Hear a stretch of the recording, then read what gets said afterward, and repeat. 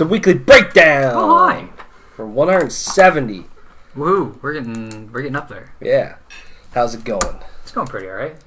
We should start calling this the bi-weekly breakdown because that's about the regularity at which this happens. So, yeah. Which is fine. There's just more stuff to talk about, even though we usually don't cover stuff if it's a weekly. Yep. Right. But, there's one thing we're going to cover that's a week late. Right. Yeah. But otherwise, yeah. But yeah, I mean, there's a lot of fun stuff to talk about. Like literally within like the last 2 days. Yeah, we're going to talk. We got a name and a teaser trailer. You know what? Fuck it. I'm not even going to call it a teaser trailer. It's a pure hype trailer for Avengers Endgame. And I think we got the date. April 26th. April 26th. 6th. It was 9 for the 6th. Yeah, so. They bumped it up a week, kind of like Infinity War. The Game Awards happened last night. We'll talk about everything that happened there. Netflix canceled Daredevil, R.I.P., and the Grammy nominees got announced. Oh. Today. Yeah. So we'll talk about that. Yeah, like literally except for the Daredevil thing, everything happened within the last 24 hours. Yeah. And Super Smash Brothers is out. So we're gonna do that at some this point. And fucking play Smash on that. So yeah. What's up? What's up? What's up? What's up? What's up? Let's talk about Avengers Endgame. There will be spoilers in this conversation for Avengers Infinity War if you haven't watched that, but honestly... At this point, that movie's so big, if you didn't see it, that's on you. I don't even feel bad. Exactly. And also, just don't even go on the internet. If you, for some reason, haven't seen that movie, you've seen parts of that movie somehow. And also, first things, the trailer doesn't... Even this trailer doesn't spoil... too much. It gives you just enough to be hyped. It doesn't tell you a lot about Infinity War, and it doesn't tell you anything about this movie, at all. No, nothing. There's not. I was thinking about it, I saw the trailer this morning. I was super hyped, and I'm like, there's nothing to it. But I'm like, you know what? But that's why it's great. I know. It's the exact opposite of every other movie trailer ever. Yeah, I mean, it reminds me of The Force Awakens. The first trailer, yeah. There was so much excitement around that movie, and they gave you nothing. Yeah. I love when trailers do this sort of thing. There's not much to it, but it still gets you excited somehow. You got a good trailer then, because then you don't have to show off a lot of the movie. Now, granted, there'll probably be at least one other trailer. I would assume. I think I might try my hardest to go on media blackout for this movie. Yeah, I would love to be totally as I think I'm gonna do my best as well, just because granted Infinity War felt like that movie, but this feels like almost even bigger at this point. So, yeah. What do you think? Me? Yeah, I thought it was all right. Yeah, it didn't really give you anything to really pick up on or anything. Ant-Man might be in it, I guess. Yeah, he's in it. It's like there's Jeremy Renner looks really old. To me. Yeah, he looks really old. He's apparently not. I don't know. It's something I read on IGN. He's not Hawkeye now. He's some other. He's taken another identity. He's not in it, and that was just a hallucination. Yeah, I mean it could be. Who knows? Who knows? Maybe he got taken. Maybe the whole thing. Maybe the whole thing was a dream. Yeah.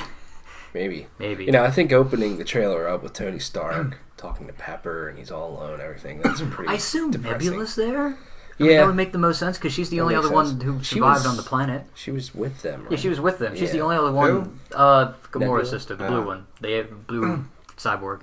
Yeah, and then also, so Hawkeye is in this movie. Maybe he's Jeremy Renner's in the movie. Right. Yes, yeah. Yeah, apparently Ant-Man has dug his way out of the quantum realm. Apparently, that's a thing. Which spoilers for the end of a quantum shovel. Yeah. Of Ant-Man and the Wasp. He goes into the quantum realm, and then everybody else, which I am still a proponent of, which is why I've been called a terrible person by a lot of people. His daughter should have been there. And should have gotten that. You want to punch somebody in the gut. That's how you do it. Right. But there's very little you can glean from this. There's things that you can guess. Just because they brought that huge part with Ant-Man is such a big part, I'm assuming he might have maybe a bigger role. It would make sense. There's not as many heroes. He has to have a bigger role. There's not as many characters to bounce around. And just because Tony's still out in space, I assume that's how we're going to introduce Captain Marvel? Yeah, maybe. Yeah, I was going to ask if Captain Marvel was going to be in this. She's supposed to be. Yeah, she's supposed to be. I think so. Yeah. Guess we have to see what Captain Marvel, how that ends. Also, I was just thinking about this on the way here. I was like, why now? Why only call her now? And I'm just like, so again, I have to wait for Captain Marvel. Have her number. Yeah, maybe they'll get a '90s pager. He's had a number for 20 years, 30 years. Yeah, maybe they'll write that in. Who knows? But two things of this. One, R.I.P. Steve Rogers' beard. They shaved it, which I mean, it's just a little weird. It's just weird. I know. I love him with the beard, but not him. Yeah. I don't know. Yeah. So that's good. And then also, the first time I watched this trailer, that last line he says, like, it gave me chills. Then the music starts playing. I'm like, fuck yeah. You know. I don't know what I'm gonna do. I mean, he might die. Even though the directors are trying to tell you he won't, they're only doing that because he totally is. Also, I'm not convinced Tony's going to die now. I feel like they wouldn't have shown off that part of the trailer. Yeah. If that's a thing, maybe he'll just retire. He was damn close last movie. Yeah. Very close. And the nanobots can just fix anything. Mm-hmm. But yeah, I mean, I'm super fucking excited. This is by far the movie I'm looking forward to the most next year. Oh yeah, 100%. There's some hype movies next year, though. I mean, there's this. Glass is going to be cool. Star Wars, Godzilla. And then, I mean, it's not a movie, but Game of Thrones season 8. There's a lot of hype. They just put out another teaser for that. Yeah. Which I mean, again, there's not much to that, but I mean, it's like there's some hype ass shit happening next year, and I like that. In April, both of those are coming out. Both of those are in April. Game of Thrones coming back in April. Yeah. April, man. Yeah. Oh shit! This comes out the day before I get married. Wow. All right. Well, I know what we're doing. Yep. All right. And also, really quick, I just want to say, Captain Marvel. They released a full-blown trailer of that. That trailer made me less interested in this movie. I am not excited for Captain Marvel at all. Brie Larson looks boring and bored as fuck. It could just be just what's happening in the trailer. I didn't really notice anything like that. I'm like, all right, there's some cool stuff going on. I'm like, hey, Jude Law's getting a good paycheck for these 6 months because he's in that movie too. And then the only other thought that came out of my mind was like, wow, they did a good job de-aging Sam Jackson, but his head looks big for some reason. And that was my one thought. Yeah. But yeah, we'll see on that. Sure. Yeah. Let's talk about the Game Awards. That happened last night. I forgot they were on until after I got home, and they were like over, and I was like, "Oh yeah, there's that." That was that's a thing. Because I just looked at Game Informer to see if any like interesting news came up, and there was a bunch of articles. I was like, "Oh," and then everything happened. Yeah. It was a solid show. It was. If you watched the pre-show, 3.5 hours long. Yeah, I was a little surprised. I thought it was going to only go until what, 11? I figured 11 o'clock would be when it goes, but yeah, it was just way too long, and there was these really I liked the announcements and trailers and everything, but there was periods of like, wow, they haven't talked about any awards for like 30 minutes. But then they'd go and they'd be like, here's 5 awards in a row, and I'm like, balance it out a little more. Throw them away, and it's balance it out more, man. But I think last year I felt like there was better balance to that stuff. Yeah, personally. And granted, I was in the middle of doing stuff, so like, I kind of like got like the I didn't know who won awards until the graphic popped up, or if I looked away, I didn't see it. I also didn't see any of the musical performances really at all, so I don't know if those were any good. There was one for Red Dead, and I saw that one. The Red Dead one was good. The orchestra that they do for all the Game of the Year nominees. I did see that one. That was fucking I saw that one, yeah. They did, I guess, the theme song for Devil May Cry 5. It was fucking terrible. Ooh. I don't. It might have sounded better in that theater, but it was fucking awful. I was watching on Twitch, so I don't know. Well, then again, that probably wouldn't be too much of a sound difference. How many times did Jeff Keighley say A lot. Also, last year there was that moment with Joseph Fares who did A Way Out. His whole fuck the Oscars moment. They put him up there first. They're like, let's get it out of the way. Let's get it out of the way on the pre-show. Yeah, just so exactly, on the pre-show. Yeah, that's a good point. But let's run through some of the, not all of them, but some of the categories and the winners, and then we'll get to the announcements. So, Game of the Year went to God of War. Which was surprising when you see how some of the other ones went. Yeah, so God of War, Celeste, Monster Hunter World, Red Dead Redemption 2, Assassin's Creed Odyssey, and Spider-Man were all the nominees for that. Sony heavy year. And also, all of these awards are voted on by a ton of like critics. So like IGN's part of it, Giant Bomb, Kind of Funny, all of them kind of come together, and that's how it's chosen. It's not really chosen by, the Game Awards has its own separate committee or something like that. That's how all these awards are done. Some of them are too. The actual award is voted on by fans. Yeah, okay. I was gonna say some of them. I guess yeah. I know some of the awards are fans. Yeah. Best multiplayer, Fortnite. Okay. Best ongoing game was Fortnite. Yeah. Best independent game, Celeste, which I think great category there. Celeste, The Messenger, Return of the Obra Dinn, Into the Breach, and Dead Cells. But I think Celeste very, very deserving of that. Fighting game, Dragon Ball FighterZ. Sports racing game, Forza Horizon 4. Yeah. I don't even know why it's a category. Forza Horizon 4 or 2K every year. Exactly. Best RPG, Monster Hunter World. Best family game, Overcooked 2. Over Super Mario Party, Nintendo Labo, Mario Tennis Aces, and Starlink. I can see that. The only one that I could see maybe was Super Mario Party, but that hadn't been out for all that long, whereas Overcooked 2 has been out for a while. Yep. Best narrative, Red Dead Redemption. They didn't count like Jackbox or anything like that? No, I could see that wonder. potentially winning. I don't know if it might be a. It might have came out after the. No, it would have came out before because there is a cutoff. I don't know if there's like some sort of precedence that maybe for whatever reason Jackbox doesn't qualify because I've never really seen Jackbox on top of it, which they're fun games. I think it could win like Family Game or something like that, but that'd be the Yeah. The best narrative went to Red Dead Redemption 2, over God of War, Detroit Become Human, Life is Strange 2, and Spider-Man. I think Red Dead, it has a great story. Maybe outside of Spider-Man, I could literally see just about any of those other ones. Because Spider-Man had a good story, but it's not the best. But like, Detroit story was great, and God of War was just yeah, exactly. Let's see here. Best performance went to Roger Clark, who voices Arthur in Red Dead Redemption 2.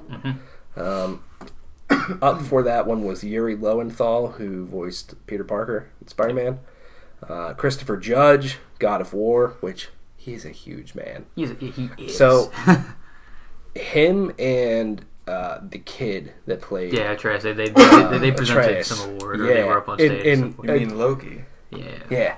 And the kid was the one reading the card, and he opened the card, and they paused for a second. This had to have been planned. And Christopher Judge just stands up there. He's like, "Read it, boy," and it was perfect. It was the perfect fucking moment. I missed that moment. I need to go back and. It was so good. But then also Brian Deckard, who played Connor in Detroit, and Melisanthe Mahout, who played what's her nuts in Assassin's Creed? The Cassandra. Yeah. Really? Yeah. I thought that was like, all right. I'll see what they were really nominated, but I guess the dude who plays Connor. Yeah, I could see that. Yeah. I mean, any of the three leads are really good in that game. Agreed. Esports game went to Overwatch. I think it makes sense. Yeah. It's weird because like the way I hear most people talk, like that game's dead. And I'm like, is it? I don't think so. Is Fortnite technically an esport now? Yeah. Yeah, it is. Oh, I'm surprised that didn't. It was nominated. Action adventure went to God of War. Action game went to Dead Cells. Yep. Cool. Best score / soundtrack went to Red Dead Redemption 2. I would say God of War. God of War was up for it. Celeste soundtrack Assassin's Creed is up for that too? incredible. Assassin's Creed was up for that maybe? No. Ni no Kuni 2, Spider-Man, and Octopath Traveler. Throw Spider-Man out, to be honest with you. That game does not have a great soundtrack. It's just not like super memorable. Which And I get Red Dead Redemption 2 has like some different stuff in it. It has some good feeling moments, but to me they're so few and far between because that game is so huge. You know what I mean? Like there are times where the score really hits you playing that game, but God of War and Celeste just kind of had it all the time to me. Yeah. Whatever. Let's see here. Best art direction went to Return of the Obra Dinn. If you guys have not seen this game, just watch some of it. It is fucking insane looking. Up for that was God of War, Red Dead Redemption 2, Assassin's Creed Odyssey, and Octopath Traveler. Best VR game went to Astrobot Rescue Mission. Basically, this is best VR game, a.k.a. best PSVR game. All of these games are only on PSVR, which says something about PSVR. It's gotten a good lineup. Best studio went to Sony Interactive Entertainment and Sony Santa Monica for God of War. Up for that was Insomniac Games, Rockstar, Electronic Arts. Don't give it to Rockstar. Yeah, Electronic Arts. It'll be a riot. With A Way Out, Hazelight Studios with A Way Out, and Quantic Dream with Detroit. Let's just see here. Well, that's okay. We'll talk about that later. The Industry Icon Award, which is always a pretty cool award, it went to Greg Thomas from Visual Concepts / no, I think it is Visual Concepts still. Basically, this is the guy that, without him, sports video games would not be where they are today. Like, he's a big part of, like, the NBA 2K franchise and a lot of different things like that. I mean, that's good, but at the same time, that kind of brings up the point of, like, they're sort of letting him down in a way, because they are where they are, but they've been there for years now. Yeah. Like the past 8 years, the genres really haven't moved. Yeah. And then Content Creator of the Year went to Ninja. That makes sense. He's like, What about PewDiePie? Well, yeah. And there's a few other ones, but yeah, I was gonna say the racism probably didn't help none. I would vote for him. Well, actually, what I thought was awkward is Christopher Judge. That's the one that Christopher Judge and the kid that plays Atreus presented was Content Creator of the Year. Christopher Judge is black. That's a little weird to me. Right. Oh, because Ninja and all of his stuff, and yeah. I just thought that was kind of awkward. Yeah. You know what also is awkward? In early next year, there's a UFC card happening where they moved it. Next year, they're starting to move to ESPN. Well, one of the fight cards is this fighter Rachel Ostovich, who just a bunch of stuff had come out about, like, she has a restraining order against her husband because he went and, like, really beat her, broke her orbital bone. It was just a couple weeks ago. It was a really big, like, situation, and she's fighting on the same card as Greg Hardy. Oh. Next year. Yeah, there's a little bit of... I mean, she came out and she was like, I don't care. So, but other people are upset. I wouldn't care if she doesn't care. Yeah, other people are upset. At first, until she said anything, that looked like a huge, like, it's awkward. Yeah. Yeah. Yeah, I just thought that was weird. They had, they did, like, some skit, Ninja Ninja then later presented an award for Best Independent Game, and it was, like, some skit between him and one of the characters from the Muppets. It was funny, but it was, like, super, like, corny. Yeah. Like, just like, dumb. Just made for kids. Just dumb. Shit. Just dumb fucking It's shit. like dad jokes and bad Why jokes. does no one talk about how he's not a ninja? Like, what's that? He's stealing Asian Out of culture. all the people on Twitch, you would think someone would have the name Ninja. It's so simple. Yeah, he grabs it. But anyway, someone I saw on Twitter. Maybe he's been around for a while. But he's not a ninja. He's not even Japanese. But I saw on Twitter appropriation. He was collaborating with the Muppets, and someone on Twitter was like, it should have been Miss Piggy up there, but, he doesn't collaborate with women. Ooh. Nice. There you go. Topical. Was Kermit there? No, it was Stafford. I don't even know which one it That was. was like the B-class Muppets. Yeah. All right, so let's go through the announcements. There's some very cool stuff that got announced, so let's start. This isn't in the order that it was revealed, but whatever. Crash Team Racing is coming back, and Crash Team Racing Nitro Fueled comes out June 21st. Woohoo. It's a remake of CTR. It's a remake, so they're adding, like, they've changed some things. It's not just like it looks better now. Well, it looks better. It looks like they're changing like some customization stuff for the carts, which can be cool. That's something. What I don't know is if they're changing the handling. Because if they are, well, I'm still going to whoop all your asses anyway, so it doesn't fucking matter. No. But are they adding, like, any new tracks or anything like that? I don't think so.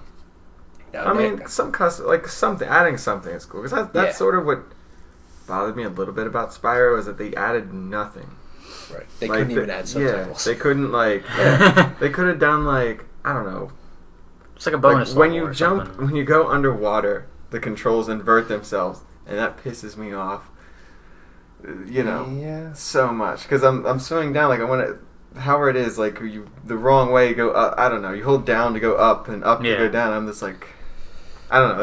That at least give me the opportunity, the chance, and the settings to change that. Yeah. But there were a couple things I thought, like, why not make a couple changes, some, like, quality of life? Hopefully do that with that game. Yeah. That's why I'm hoping it, but it looks really good. It does. I mean, it has, like, the same graphical fidelity of... Insane trilogy. So I could not be more excited for that. Far Cry New Dawn got announced, coming out February 15th. Also, I did not. I had again. I was doing my radio thing, so my laptop was on mute. Is this just DLC or is it a new game? It's a full blown new game. Okay. However, what I think this is set 17 years after Far Cry 5. Like it's a sequel to Far Cry 5 in a way. Yeah. I guess, yeah. Nukes get blown up in Far Cry 5. Horrible fucking ending. Fuck that ending.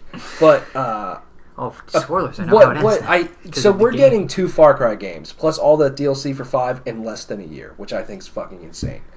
And all right. What has to happen for them to have this quick a turnaround? It has to be the same map. I would assume so. If it's a sequel and it's the same area, I would assume it's the same. That's kind of what they did with Far Cry 4 and Far Cry Primal. Like when you pulled it up, the map's like same rivers and like mountains. Yeah, it was almost like a mod of the game. Exactly. Yeah. And so it also the story. There's like these 2 black women that are like leading. Whoa! Man, I'm just saying. They're like they want power. It looked very Walking Dead in a way of like. Oh, the apocalypse happened. Now there's all these camps all over the place, but they want to be the Negan of this world or whatever. Yeah, and apparently, religious dick fuck from Far Cry 5 is still in the game, which no.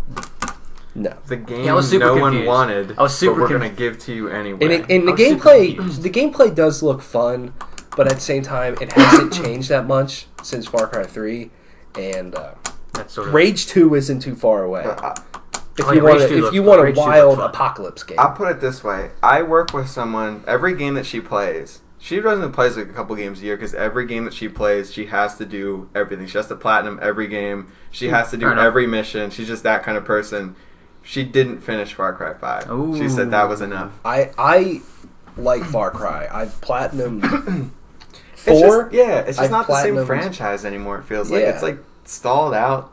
I don't know. Right. I platinumed 4 in Primal. I love this game. And I did almost everything in 3, and I could not stand 5. Yeah. I once I finished it, I immediately deleted off my console and traded it. I'm like, I fucking can't even. Whatever. Persona 5's Joker is coming to Super Smash Bros. Ultimate as the first DLC character. This is very exciting. See, with the Piranha? The Piranha's the Piranha's like a free thing. Oh. Yeah, so this is the first of the DLC packs you have to buy. Oh, okay. So there will be... Serious. There will be like a new stage and all this stuff. I'm not a big Persona person, but there's a lot of people excited about this. Yeah, but it's still pretty huge. Like, it's like, man, that's cool. There's apparently a lot of different like Personas that could be used, and it's cool. Next Dragon Age was teased but not named. It's not even teased. It's just like... It's a thing that's happening. It's their way of saying BioWare isn't being shut down yet. Yeah. Anthem's gonna fail, but this is our last chance. It's their way. It's exactly when you look at it. At E3, it didn't make any sense, but when you look at it now, it's smart. Bethesda, Fallout 76, but then hey, after this, Starfield, Elder Scrolls 6, they're coming, guys. Yeah. Anthem's a little bit different for BioWare, but don't worry, Dragon Age is coming down the road, guys. I was maybe confused. Maybe I just misread something. I thought I read somewhere that BioWare and EA were like, nah, Dragon Age isn't going to be there. I thought I read somewhere that they said it wasn't going to be there. Well, Casey Hudson was up there earlier, and they showed I mean, like earlier in the week. No, like earlier. I thought I read. They did say Beyond Good and Evil 2 wasn't going to beat E3. They mentioned that they were revealing something last week.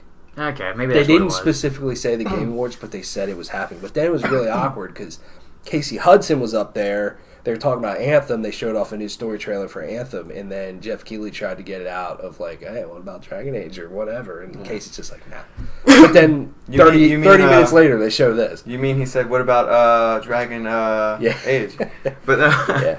The fact that it like gives you the setting sort of what the next game is going to be with Solus again or the Dreadwolf, it's going to be. I'm super excited about me that. too. That they're going to continue that story and like if you play with the Kunari maybe more into the game. Who knows? Yeah. It's been so long. What's that DLC called? That final DLC? Was it Trespasser? Trespasser, yeah. If you've played that DLC the way it ends, it's like, yeah, holy shit. That was some amazing DLC. Yes. All the DLC for that game. Yeah, awesome. Yeah. I loved it. Mortal Kombat 11 got announced with a very violent trailer. Oh, it's so good. It was so fucking Mortal Kombat and so good. But April 23rd is when it comes out. Is there anything different with the game, or it looks basically better. Well, yeah. And I mean, there is a reveal of it in January to show off the game. So yeah, Rage 2 got a new trailer and a release date of May 24th. Can you get that? You might have to unlock the door. Okay. Both of them. Anthem got a new story trailer, which looked cool. Showed off the villain, the bad guy, for like 2 seconds at the end. Yeah, he's called the Monitor.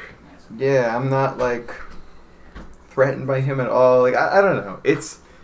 I don't know. He kind of reminded me of like the bad guys in Horizon Zero Dawn, where they're just like there, but they're kind of generic. But it's like, oh, he wants to take this thing, and it's like, yeah, okay. But he didn't look like, I don't know. I just don't have any faith in that game. I wish I did. Yeah, I was looking for it. Like I give that game every chance to be like, oh man, I want it. Like they could turn me around, but it's just like.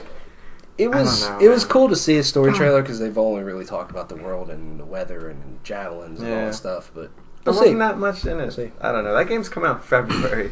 Yeah, that game is coming out in February. Exactly. The Outer Worlds got announced, which is from Obsidian, which is from the original creators of Fallout. It basically looks like a Fallout New Vegas sort of game in space. Borderlands-y. Kind of reminded me a little bit like Borderlands. Yeah, but it looks extremely exciting. So Microsoft just bought Obsidian. This is not going to be an Xbox One exclusive. Okay, I mean that makes sense. This is being published by 2K's private division, which does like smaller titles, or for independent developers. So, did you say they're private division or pirate division? Private division. The pirate division. Cool they're also going to put out Skull and Bones. Yeah, the Stanley Parable Ultra Deluxe is coming to consoles next year. That's pretty cool. Yeah. Fortnite has this thing called The Block, so they just started Season 7, and there are planes in the game now. Yeah, and there's like player-created content. They turn it into Minecraft. Basically, this block is going to host user-created content that's voted on. Oh, okay. Cool. Stranger Things 3, the game, got announced, which is like a beat-em-up being developed by Bonus XP and Netflix, and will follow the events of Season 3. So I assume... Who gives a fuck? In my opinion, I know they're trying to do like an old school 80s like beat 'em up game, and this game was fucking awful. Season 3 hasn't happened yet. No. Oh, okay. So I assume because they didn't announce a release date for that either, did they? So I mean that'll come out around that time. Probably. Who is it? The Duffer Brothers. They're up there, and they were like, "We love video games." And it's probably delayed the release date for Season 3 by like, what do you think? A month? So it's kind of funny. The Last Campfire got announced, which is from Hello Games. Yeah. Which was a cool trailer. You think it'll be a full game when it comes out? Do you think it'll be a full... Yeah. Is it procedural? No. Definitely. It's definitely something different for Hello Games. See, like the time it takes to walk from here to the campfire is like how long it really takes. So like... Yeah. So we'll see. It looked interesting. Game. And the last thing is that... Well, what the fuck, IGN? This isn't all of it. Yeah. There's two things. What? Hades got announced, which is from Supergiant Game, Hades Bastion, and Transistor. This is in early access on the Epic Game Store, which just launched, which is going to be a Steam competitor. I was say a bunch of games coming on there. Yeah. Epic is doing some stuff with that Fortnite money. Yeah. Well, they also said that this Epic Game Store will be a curated store, so it won't be a trash fire like Steam. Man. And then another thing is that Marvel Ultimate Alliance 3 got announced exclusively for Nintendo Switch. Yeah, that looks cool. Yeah. Because like the last one was I think the last one did also look really good. I just never got around to playing it, and I was like, at first I was like, is this the Square Enix thing? I'm like, and then it was Capcom. Oh. I know where this is going. All right. Yeah. But still cool. It does look cool. I think that's a big get for Nintendo. Oh, yeah. 100%. If it turns out good. Yeah, earlier we were talking about next year being like hype for movies and stuff. The Last of Us Part 2 is another big thing coming out next year. Hopefully. Supposedly. Yeah. Supposedly. The Stanley Parables trailer was fucking hilarious because they were like... Would you tell us The Last of Us Part 2? Yeah. They were like, remember in 2013 when we were up for all of those awards and then it just cut all the footage and the winner is The Last of Us, The Last of Us, The Last of Us. What was the other one? There was another game that won that year. Yeah. Oh, GTA 5. Yeah. It was funny. Okay. Like, all right. And then at the end, it was like the guy that was voicing trailer. He's like, "What do you mean The Last of Us Part 2 is coming out next year? We'll win awards again because that game." Yeah. Okay, let's talk about Daredevil. That was Game Awards. That was pretty good. Yeah, I mean, it's canceled. There you go. Daredevil is Netflix's Marvel show, which has been canceled. So that only leaves 2 shows left. Yeah, I mean, and I know it might just be the like bureaucratic talk and whatnot of but we're not Matt Murdock's story isn't done just because Daredevil's not done. And I'm like, unless he's showing up in one of these 2 seasons, which I guess theoretically could show up in either of them. Yeah, but they said the same thing about Iron Fist. I'm like, unless they have more Netflix shows that are going to happen eventually, which I don't know with the streaming service. Again, if they want to keep this... No clue.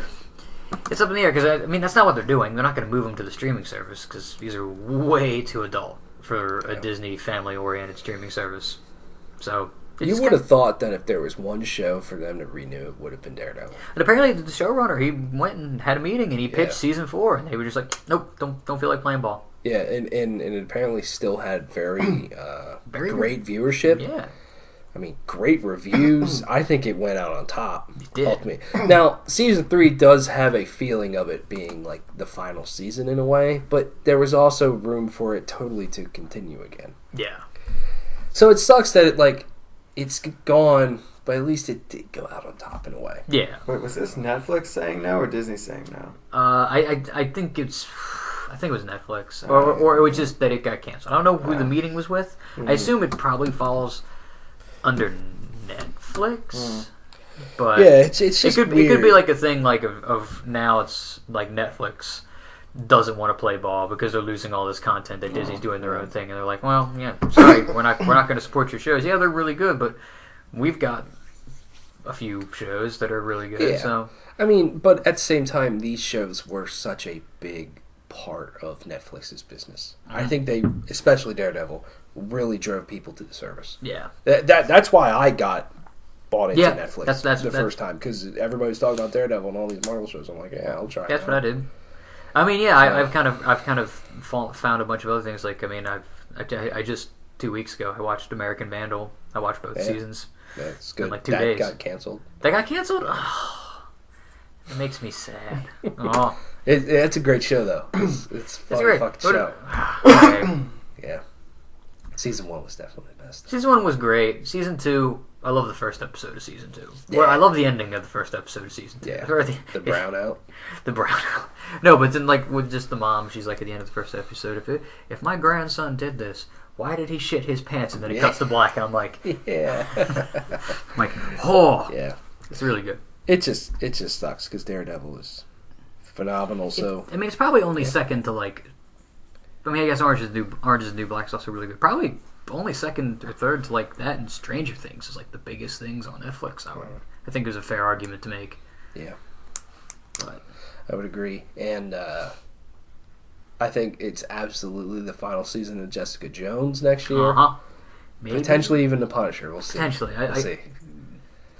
If The Punisher does good as a good season 2, if it sticks the landing on the second season, it might do all right. But, yeah. But at the same time, Daredevil stick the landing, and that's the most popular one. Yeah, but I mean, it made it to 3. I meant like the other ones might not have necessarily stuck the landing with season 2. I got you. Yeah. Was more what I was saying, but yeah. All right. Let's talk about 2 musical things really quick, and then we'll end the show this week. Talk about the Grammy nominations for 2019. Not all of them, just metal and rock. Very interesting metal nominees this year, I have to say. So they are. As I lay dying. Disturbed? No. Oh. Best well, metal. Disturbing that they're not on there.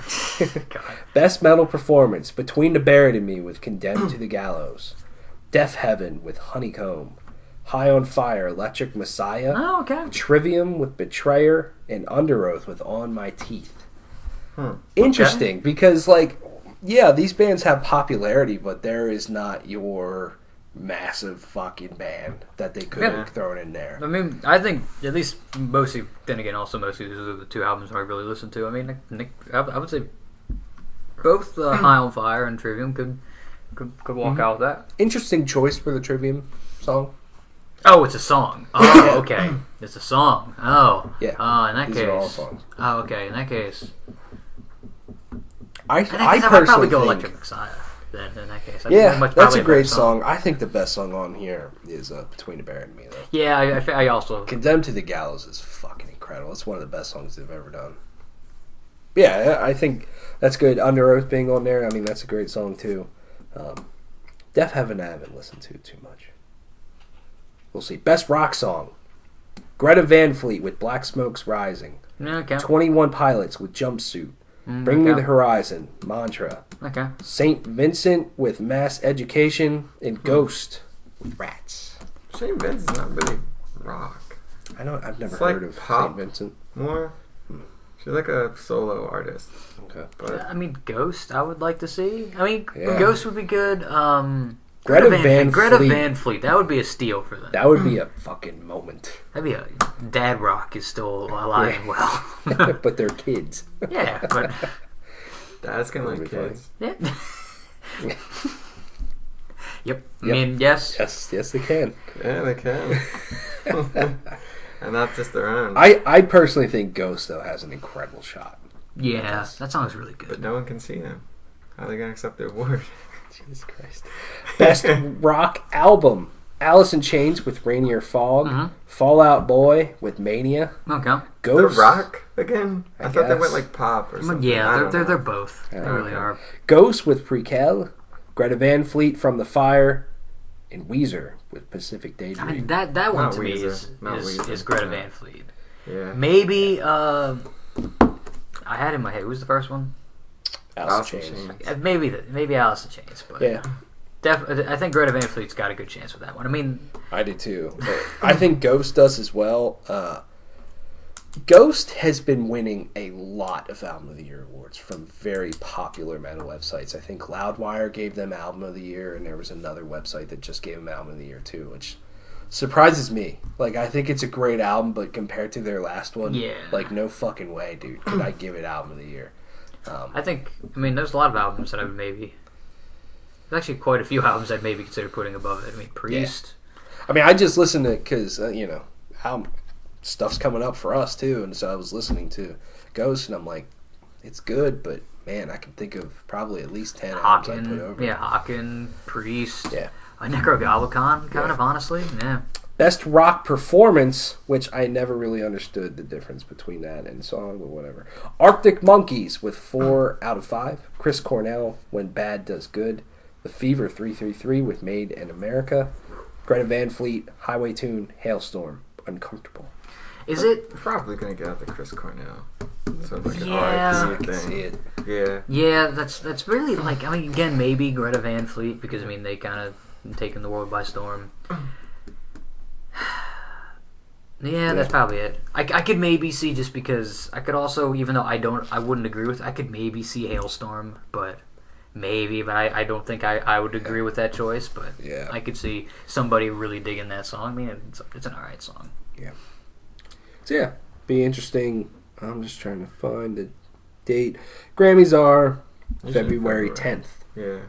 This year, so we'll see who wins. Last year, Mastodon won Best Metal Song.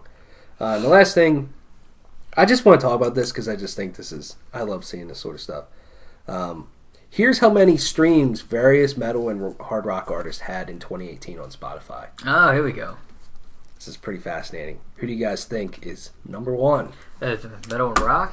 Oh, for metal and rock. Greta Van Fleet. Now, this is the bands, because Spotify is doing this thing, they do it every year, called Spotify Wrapped. Yeah, I did mine. Yeah. What was your most listened to? My most listened to band? Yeah. Testament. Testament was up there. 100% because we did our discography. Testament was up there for me. It was actually Alice in Chains for me. My most listened to song apparently was Dead Hearts, Love Thy Enemy from Dee Snider. That ballad he did. Mine is a weird thing, which I think I've realized why, because it's just in a lot of my just meh playlists. Shell Shock by Onslaught. Wow. Interesting. Yeah. Yeah. The first song I remember a lot of my first song I listened to this year was Devil's Dance Floor by Flogging Molly, because I was out driving on New Year's Eve. And surprisingly, now maybe because I looked up the band. It was the first time I looked up the band this year because I know they're in the loot box. The first band I discovered was the Bee Gees. Wow.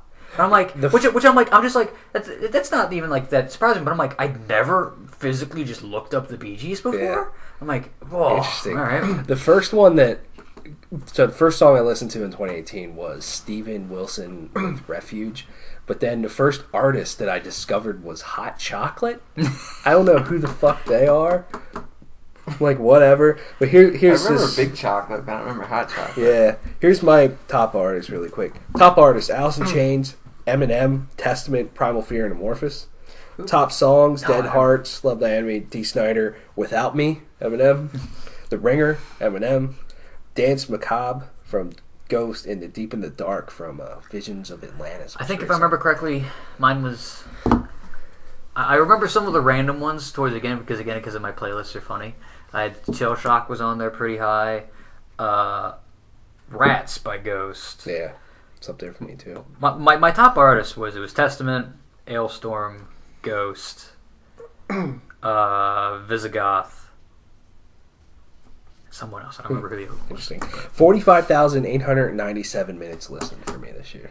Mine was lower, crazy. But mine was only like mine was probably a tenth of that. But that's only because mine was 20% of that because I realize this, which is why I don't do it anymore. Which is sometimes when we're like playing games, I'll do it. But if it's like if you're like, hey, this album's coming out, we should check it out. I can't listen to an album and literally do anything else if I'm listening to it on Spotify because I just won't pay attention to the album. So I just don't listen to music a lot of times when I'm doing things. So that's why mine's down a good bit.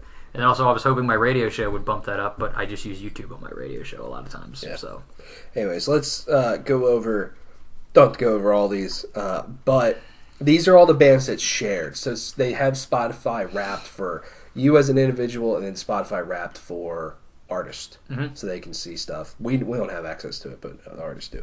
So this is everybody who shared. So who is number one on this list? I'm still going to stand by Greta Van Fleet. For metal and rock. Or Greta Van Fleet.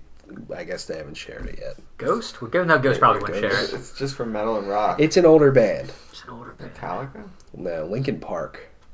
That makes sense. 1 billion streams. That makes sense. That makes a lot of sense now that I think about it. Five Finger Death Punch, 575 million. Papa Roach, 320 million. Bullet My Valentine, 200 million. Alice in Chains, 183 million. Stone Sour, 165 million. Asking Alexandria, 142 million. And Trivium with 110 million. Asking Alexandria, really? I know. That would shock the shit out of me. That's still a thing? Yeah. Wow. Bad Wolves, 89 million. Oh, yeah, of course. Because they're just... Bad Wolves? They're the one that did that cover of Zombie by the Cranberries? Yeah. Oh, okay. 72 million just of for that these song? Streams is from that song. Yeah, of course. Crazy. That song is huge. Yeah. It blew up. Lamb of God, 75 million. Beartooth, 71 million. Wow. Of Mice and Men, 70 million. I didn't know they were still that popular. Yeah, me either. Amon Amarth, 63. Okay. All That Remains, 62. Dragon Force, 50 million. Oh, all right. That's... Yeah. Opeth, 31 million. We're starting to get to the point where it's like, I could see just like a lot of people just, they're not popular, but I could see people listening to them that much. Hatebreed, 26 million. Yeah. For Attila, 26 million. I saw it on Instagram. Paramore's technically rock. Yeah. I think they had like 300 million, I think. Wow. Or something like that. that. See that. Yeah. Periphery, 23 million. Lacuna Coil, 22 million. I thought that would be a little bit higher. Yeah, I mean, they're like mainstream, sort of. Thy Art Is Murder, 21 million. Behemoth, 20 million. Yeah, that makes sense. Cannibal Corpse, 17 million. Aww. The Black Dahlia Murder, 15 million. Soilwork, 14 million. How much money would they make off the, like, let's say you get 20 million streams? How much? So it's typically, I think, .0038 cents per stream. It's something. It's some very. It's really minuscule. Yeah, it is very minuscule. Let's just go 0.003. But if you get millions of streams, then you can make money off of it. 0.003. Let's just go with that for like 20. It changes all the time too, and it changes per streaming service. $76,000. Going by that rate for 20 million streams. Yeah. Damn. Okay. That's something. Yeah, it's nothing to shake a stick at. Yeah, and that's just Spotify, so that doesn't count. Is that just the bands, or is that just money made total? I don't shake sticks. That would be money made total, but I imagine a lot of that goes to the label.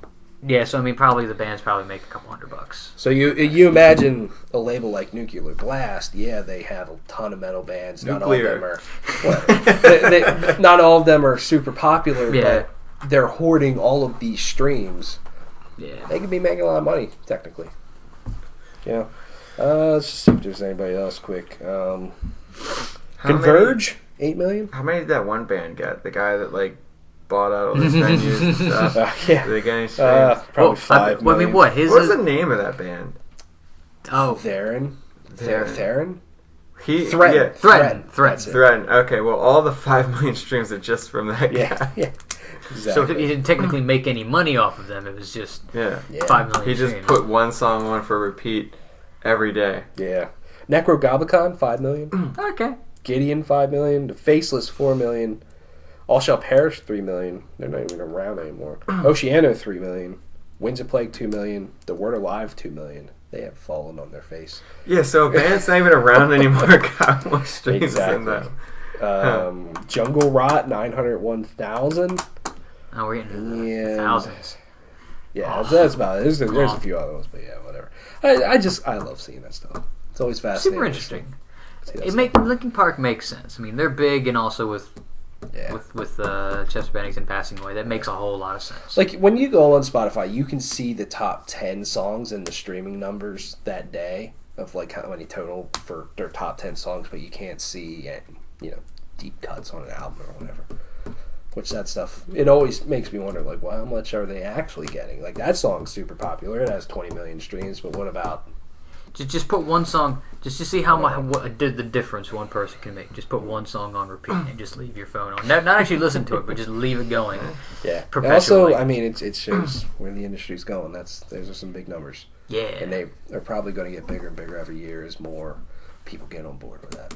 Yeah. Cool. That's it. Thanks for watching. Let's go play Smash Brothers. Yeah, let's do it. Cheers, folks. See ya.